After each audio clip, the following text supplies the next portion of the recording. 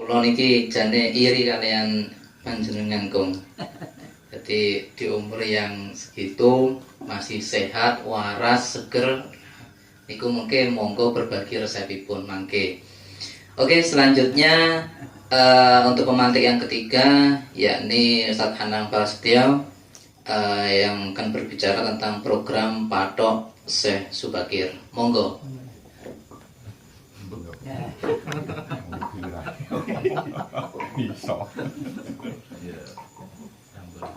Bismillah. Assalamualaikum warahmatullahi wabarakatuh.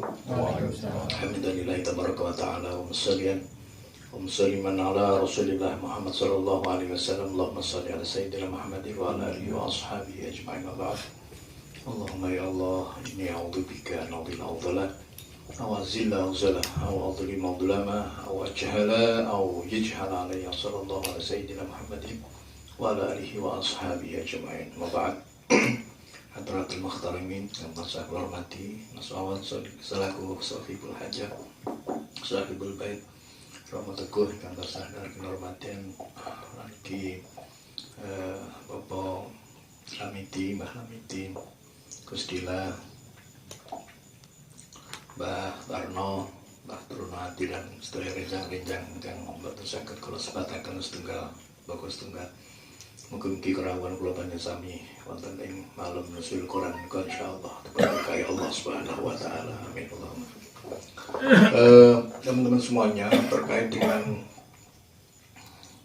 ini temanya kan mencoba untuk mengintegrasikan satu poin yang coba nanti akan dikemas ulang dengan lebih mendalam oleh Romo Teguh sebagai Sahibul Ilm. Saya hanya ingin menyampaikan bahwa poin pertama terkait dengan nuzulul Quran, yang kedua nanti dikaitkan dengan program atau rencana untuk pemugaran, yang ini saya juga agak ada bukan ragu sih sebenarnya, takut ini untuk menyampaikan apakah ini bisa di-share ke publik apa enggak, karena ini masih sifatnya sirri, tapi mungkin nanti akan saya bocorkan.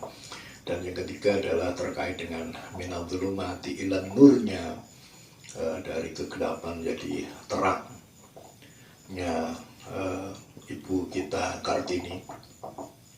Di situ ada satu hal yang harus kita sampaikan, bahwa terilhaminya Ibu Kartini ini di satu sisi karena di bulan April yang kemarin kan kita juga sudah membacakan puisi untuk beliau sebagai penghormatan, walaupun juga memang tokoh-tokoh yang lain putri ini ada yang juga mendunia juga, ada tokoh putri yang kemudian itu menginspirasi Mesir akhirnya mendirikan madrasah khusus untuk perempuan, dan ini adalah dari Nusantara, dari Aceh. Nanti bisa direspon itu.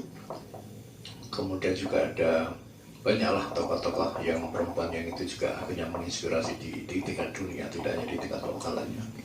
Nah, ingin saya sampaikan tadi barangkali sedikit menambah jadi terkait yang bagaimana yang namanya Ibu Kartini terinspirasi dari Al-Quran, yang pada saat itu juga menggugah atau memantik kegelisahan dirinya ini, kemudian memantik Syekh Buya Shaleh Darat yang akhirnya beliau mulai untuk menerjemahkan Al-Quran bahasa Jawinya itu, yang akhirnya bisa dibaca dan difahami dan menjadi ulang tahun atau hadiah ulang tahun bagi Kartini, ulang tahun pernikahan ulang tahun pernikahan. Maka ini satu hal yang wajib untuk kita tauladani, bagaimana nanti pada saat ulang tahunnya Forsabda misalnya, ya, atau pas pernikahannya putrinya Mas Wawan misalnya, itu sama Mas Sugeng diadai puisi kan gitu ya, atau nanti dihadiahi tetembangan baru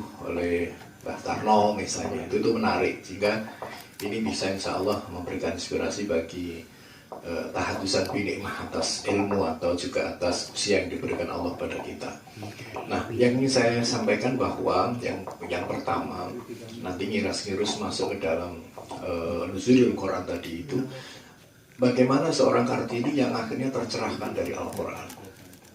Jadi Al-Quran itu, Masya Allah, kalau kita pahami dari sisi kompleksitas integrasi keilmuan itu kan masuk ke dalam, dan itu mampu merubah.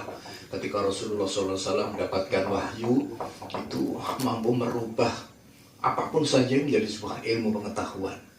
Jadi ini menarik. Tatkala misalnya dari kita membaca saja ya, membaca huruf Al-Quran, itu akan menjadi ilmu sendiri.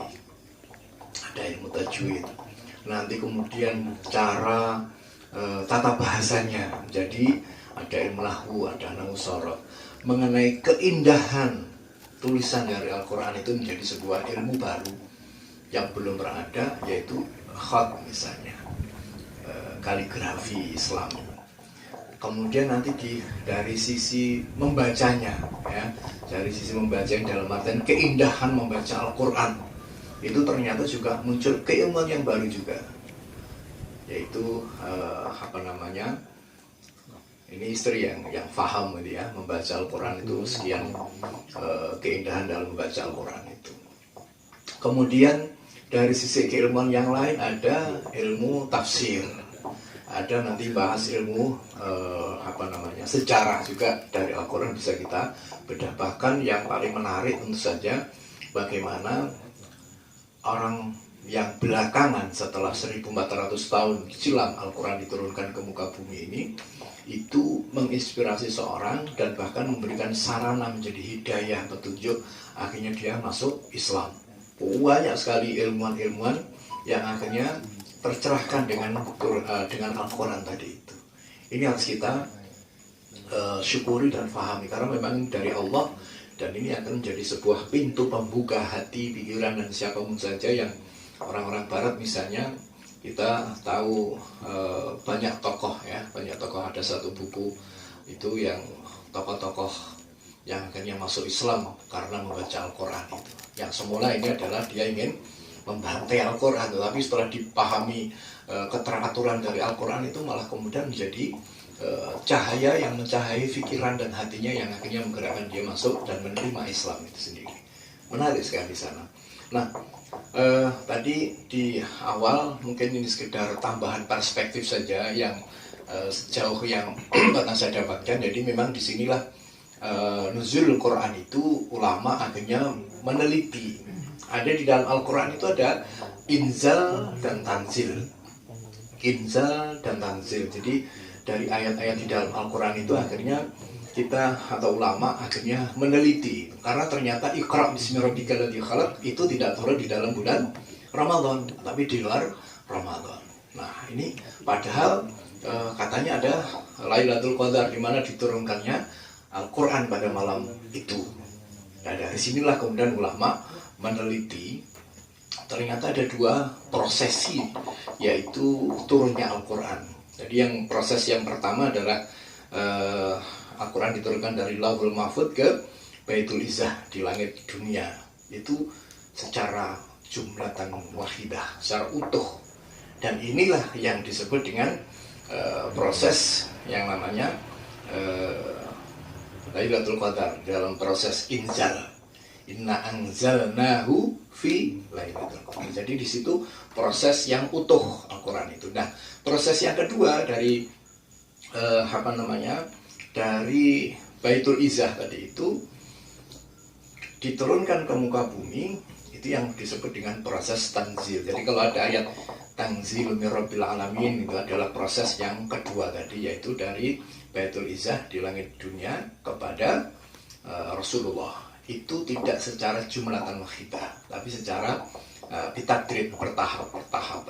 Jadi misalnya contoh nanti insya Allah akan diperdalam oleh Romo Teguh. Saya ingin menambahkan dikit aja, bahwa ketika misalnya Rasulullah ditantang atau diajak orang-orang kafir Quraisy misalnya untuk, udahlah Rasulullah, ya Muhammad, tahun ini kita tidak usah lagi berseberangan pendapat kan begitu, untuk misalnya membahas mengenai Tuhan.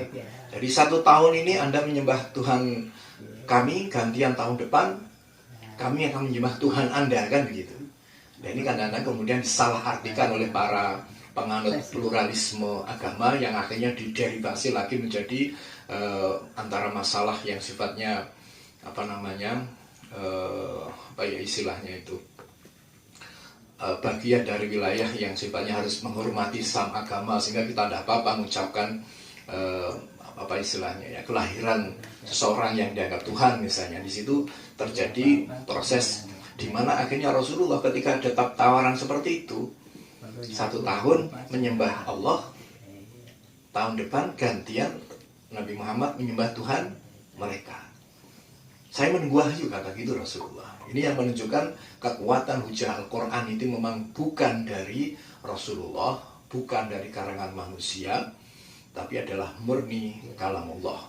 Akhirnya turunlah surat Al-Kafirun yang itu kemudian menegaskan lakum dinukum waliyadinnya itu. Jadi bagimu agamamu, bagi agamaku. Jadi di situ ada proses di mana ini kekuatannya mutlak, tidak bisa diganggu-gugat.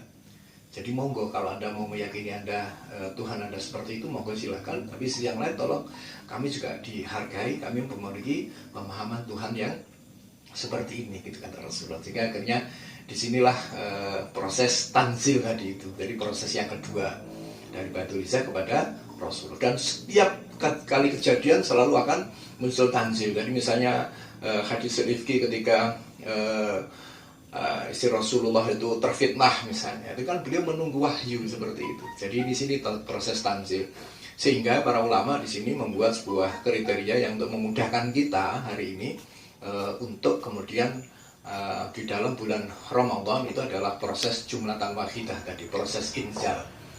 Dan proses ini adalah turun secara utuh. Jadi Allah itu menurunkan dari awal sampai akhirnya di situ. Itu untuk menunjukkan keluasan ilmunya Allah Subhanahu wa taala. Maaf, ini sekedar tambahan. Nah, kaitannya dengan apa sekarang dengan Syekh Subakir sekarang gitu ya. Nah, ini setelah lari ke sana, lari ke sini, saya tadi mencoba dalam perjalanan mencari titik integrasinya di mana gitu ya. Sehingga mohon maaf kalau sampai detik hari ini saya juga belum bisa menemukan satu benang merah yang bisa menalikan ke sana ini. Karena ini proses yang sifatnya sirri. Jadi kalaupun toh saya buka itu khawatirnya ini menjadi prosesi jahri itu ya, tapi kemudian saya berdoa pada Allah dan mohon barokah doa Fatihah teman-teman semuanya. Bermula dari rihlah, saya katakan gitu ya, rihlah tazkiyah, rihlah ziarah yang dikomandani oleh Romo Teguh ke Magelang itu 2 gelombang. Gelombang pertama itu mengajak satu rombongan pertama, ada 2 kloter gitu ya. Kloter pertama itu bersama Mas Wawan, Pak Samsul dan yang lain-lainnya. Saya itu sebenarnya adalah di kloter kedua. Yang semula ini adalah rihlah ziarah gitu ya, ziarah ke Syekh Subakir. Ini akhirnya menjadi sekaligus rilah tazkiyah untuk ukuran saya pribadi. Karena apa? Hampir 25 tahun, mungkin bahkan lebih 30 tahun tatkala kami masih tinggal di Yogyakarta, hampir 6 tahun itu saya sering melewati Magelang. Dan saya juga sering pada situ ngasih ke Payaman, yang ternyata Romo Teguh itu kan berasal dari Payaman kan begitu. Nah, tazkiyahnya di mana? Pensuciannya di mana? Ya di sini nih. Saya berpikir, ya Allah, ya Rabbi, ya Karim. Maka satu saya jazakumullah ahsanul jazaa, terima kasih pada Romo Teguh dan Bu Mami sekeluarga yang mengajak kami untuk kloter kedua bersama waktu itu Mas Handoko dan Samsul dan juga Mas Pak Waris ya. Kami berlima dengan Romo Teguh sana. Itu akhirnya kami satu sisi bahwa kayak semacam disucikan dalam tanda petik itu di wilayah titik koordinat sumbu bumi di wilayah Nusantara. Jadi disitulah kemudian ada prosesi yang saya sebut prosesi tazkiyah untuk ukuran saya pribadi. Artinya setelah sekian lama saya berada di waktu itu ya, antara di Jogja kan sebenarnya dekat sekali. Dan saya sering waktu itu ketika saya ngisi kajian mahasiswa di Undip dan UNS, biasanya saya satu jalur, jadi mesti ke Semarang, mesti melewati Magelang, kemudian nanti ke Solo. Selalu gitu tiap bulannya. Nah, kok baru kemarin gitu pertanyaannya, ketika bulan Syakban itu, sebelum Ramadan itu, saya seolah tercerahkan di sana, dan saya bersyukur pada Allah dipertemukan dengan satu titik di mana Syekh Subakir mengawali dakwahnya di bumi Nusantara ini. Karena titik yang namanya numbali tanah Jawa lan sak piturute itu ada dalam hasanah yang istilahnya itu ada kaitannya dengan kekhilafan Turki Utsmani. Tatkala diutus para dai-dai ilallah itu untuk ke bumi Nusantara, rata-rata itu hilang, rata-rata meninggal, rata-rata itu enggak bertahan lama. Nah, maka di situ ada rahasia apa kan gitu. Akhirnya kan diutuslah Syekh Subakir ini untuk konon 11 tahun lamanya beliau, yang sejauh pengetahuan yang ada dalam diri saya itu yang ditumbali ya pertama di Gunung Arjuno, kemudian yang kedua itu di Blitar itu. Nanti ini penelitian lebih lanjut apakah benar situ atau hanya klaim. Nah itu monggo, nanti di situ ada pasusitannya Syekh Subakir, wallahu a'lam bishawab. Kemudian di Merapi, dan yang terakhir di Gunung Tidar. Itu ada waktu kurang lebih 11 tahun. Nah, yang menjadi menarik adalah di sini pada fase rihlah ini menjadi rihlah ilmiah, kalau saya katakan begitu. Rihlah ilmiahnya di mana? Ketika saya batin pada saat itu di Puncak Tidar itu melihat petilasan ya, karena Syekh Subakir itu beliau setelah mengembali tanah Jawa kan kembali ke Persia. Nah di situ saya melihat makom atau istilah petilasan beliau itu dari batu fosil. Saya dengan Pak Waris waktu itu kan melihat dari atas gitu. Tapi tiba-tiba ada yang namanya juru kunci memanggil kami, monggo Pak, silakan dia dari dalam aja, enggak apa-apa. Kami merasa riko, terus akhirnya saya masuk ke dalamnya dengan Pak Waris itu melihat dari dekat, ini adalah batu fosil. Yang pertama kali saya melihat itu adalah makomnya ini di bukunya Atlas Wali Songonya Mas Agus Nyoto almarhum. Sekaligus kita kirim Fatihah beliau, semoga Allah memuliakan beliau di alam barzahnya dan menerangi dengan berkahnya Allah SWT. Lahul Fatihah. Ya kalau berdua ya.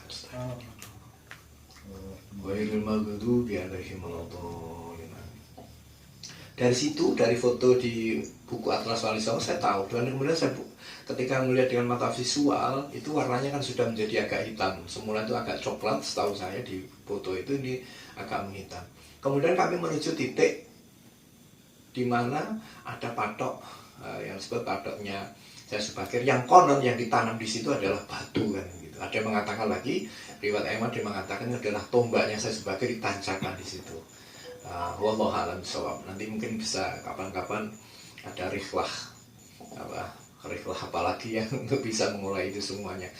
Nah, yang menjadi menarik di sini itu batunya itu monumennya katakanlah gitu ya, monumennya itu ada dari marmer, bukan marmer, keramik warna putih kan gitu.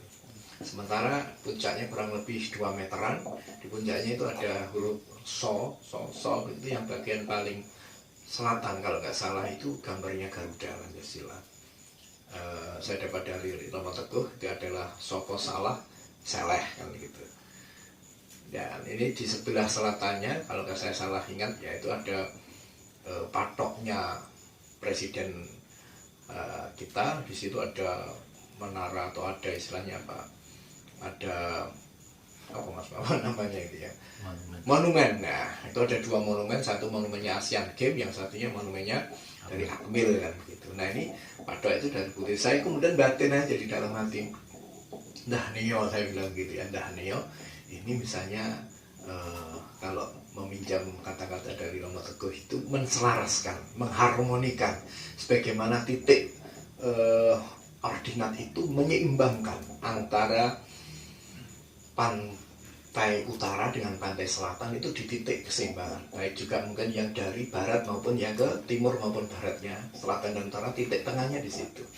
Saya berkata dalam arti Daniel misalnya ini diselaraskan dengan batu yang ada di petilasan Syekh Subakir, Daniel APE kan gitu. Nah ini kemudian saya pulang dari situ ngomong-ngomongan kecil-kecilan dengan Pak Waris yang memang pengusaha batu itu loh, Pak, begitu jadi pintu barokah jenengan itu iso dadi tetenger itu dipugar tapi dibukar dengan batu fosil.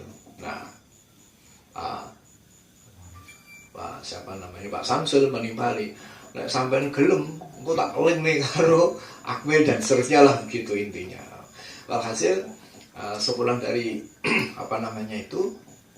Magelang itulah kemudian mulai titik kalau skenario itu kan mulai dari dari awal naik penanjakan sampai kemudian menuju tingkat klimaksnya itu begini. Kemudian ini kan tidak mungkin kalau kemudian serta-merta diubah sedemikian aja atau dibuka sedemikian rupa. Ini kan saya harus meminta khobar dari langit dahulu bagaimana. Bagi namanya juga omong-omongan yang kesannya mungkin omong-omongan ringan saja tapi menjadi sebuah serius. Tatkala ini kemudian saya sampaikan pada Yai Said Kediri atau Sunan Sableng, itu adalah Sunan Sableng ini terkenal, beliau itu menjadi semacam orang yang dimintai oleh Cak Nun atau Mbah Nun itu untuk mencari informasi yang ghaibiyah lah begitu ya.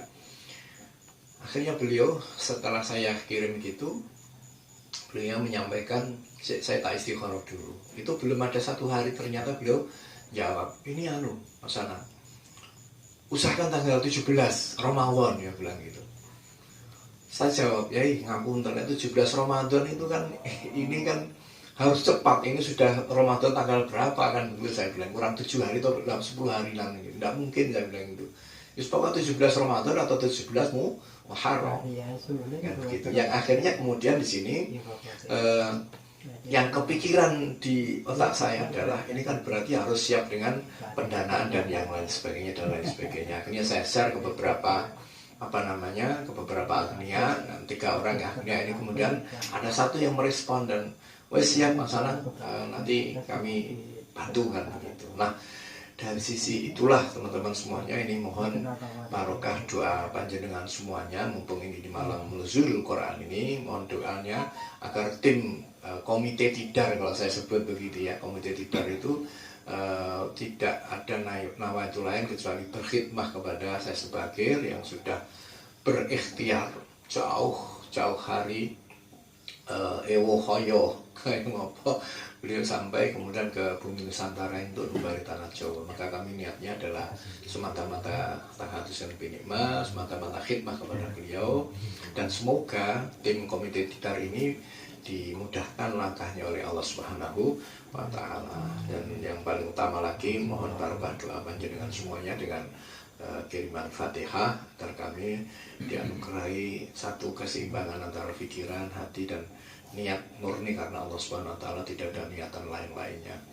Maka saya sekali lagi dengan kerendahan hati belum bisa mengungkap lebih jauh daripada itu kecuali sesuai apa yang sudah saya sampaikan tadi. Maka akan nyambung dengan tema malam hari ini, Lailatul Qadar ini, saya mohon barokah Fatihahnya agar tim ini diberikan kesehatan, kekuatan, dan panjenengan semuanya saya berharap bisa membantu perjuangan kami semuanya. Allah hadimnya biniyatun sholihah. Al-Fatihah.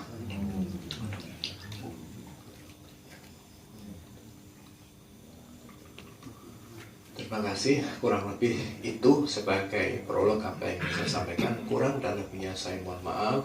Assalamualaikum.